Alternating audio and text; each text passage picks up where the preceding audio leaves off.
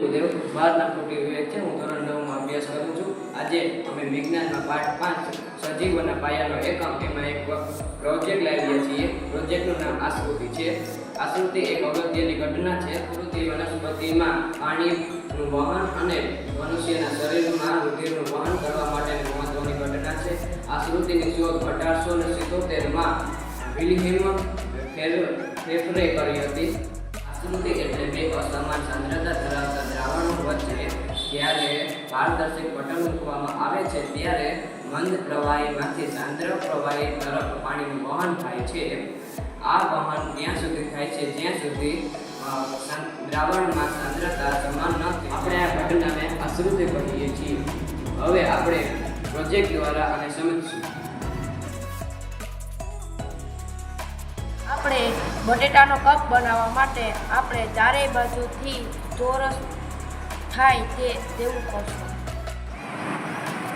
બટેટાના કપને આ રીતે ઊંધું ખોદીશું.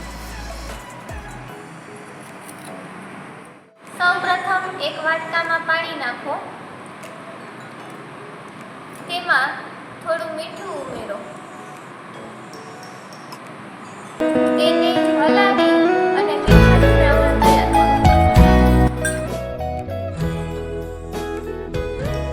સૌપ્રથમ એક વાટકામાં પાણી નાખો. તેમાં થોડી ખાંડ ઉમેરો. ત્યારબાદ ખાંડને હલાવી અને ખાંડનું દ્રાવણ તૈયાર કરો. બંને બટેટાના કપમાં મીઠાનું અને ખાંડનું દ્રાવણ નાખીશું.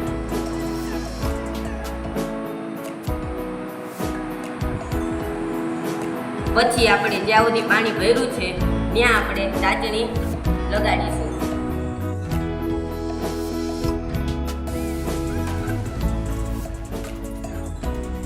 Five hours later. આપણે કહી શકીએ છીએ કે મીઠાના દ્રાવણમાં વધારો થાય છે એટલે તે અધોસાંદ્ર કહેવાય છે અને ખાંડના દ્રાવણમાં ઘટાડો થાય છે તેથી તે અધિસાંદ્ર કહેવાય છે.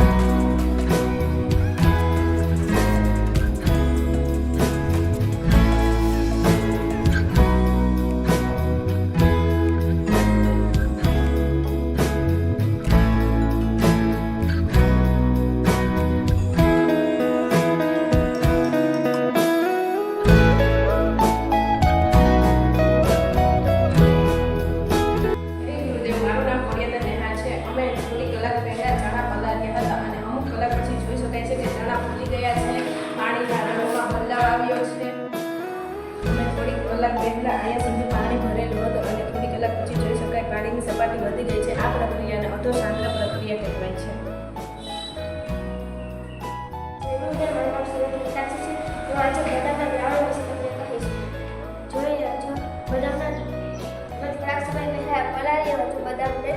પાણીમાં તેમાં જોઈ શકે છે બદામ ફૂલી ગયા છે. થોડાક સમય પછી જોયું તેમાં પાણીની સપાટી ઓછી થઈ ગઈ છે. આમાં કલર પણ બદલાઈ ગયો છે. આ પ્રક્રિયાને અધિસાંદ્ર કહેવું છે. મારું નામ માલવ્ય હર્ષ છે. આ દ્રાક્ષનું દ્રાવણ છે. અમે થોડી કલાકો પહેલા આમાં પાણી દ્રાક્ષ પલાળેલી હતી. થોડી કલાકો પછી જોઈ શકીએ છીએ કે આ દ્રાક્ષનું પાણીનું શોષણ થતાં પાણીની સપાટી ઓછી થઈ ગઈ છે. પાણીનો રંગ બદલાઈ ગયેલો છે. તેથી કહી શકાય છે કે આ અધિસાંદ્રિક દ્રાવણ છે. મારું નામ શ્રી કૃષ્ણ યોગેશભાઈ છે. અમે થોડા કલાકો પહેલા માંડવીના બી પડાવેલા હતા. થોડી કલાકો બાદ જોઈ શકાય છે કે બી ફૂલી ગયા છે અને પાણીની સપાટી ઉપર તરફ આવી જાય છે તેમજ પાણીનો રંગ પણ બદલાઈ જાય છે.